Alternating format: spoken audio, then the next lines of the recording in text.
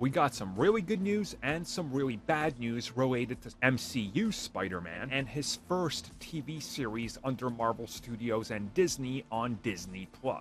The series was previously expected to premiere in January or February of 2024.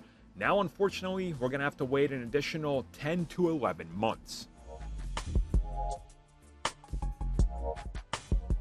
So by all accounts, the series was not canceled. It was just going through a bunch of turmoil and changes, which we know because we've seen some of the people related to it talk about not working there anymore, and then a change, and then an internal delay, and then no confirmation and no mentions of it by Disney or Marvel Studios, and now it's back on the board. So thanks to recent filings, it does sound like that officially November 2nd of 2024 is when Spider-Man freshman year will be dropping. Now, what's more interesting about this is that it already has a follow-up season, which they announced alongside of this, called Spider-Man sophomore year, which is supposed to be developed in tandem, going literally at the same time and one after the other. And rumors suggested that the second season would follow more rapidly than the first, possibly within a year.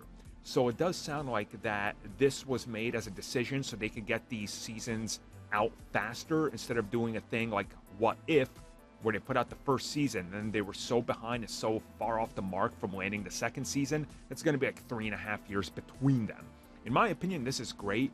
I think waiting till November of next year is fine, because we're still going to have a serious lack of MCU Spider-Man in live action because it's taking forever to get it out the door. And obviously, they still got to work on the script and then the castings, and there's just so much. So at least it's going to fill a Spider-Man void that we have. Now, I understand some people are upset, and I get it.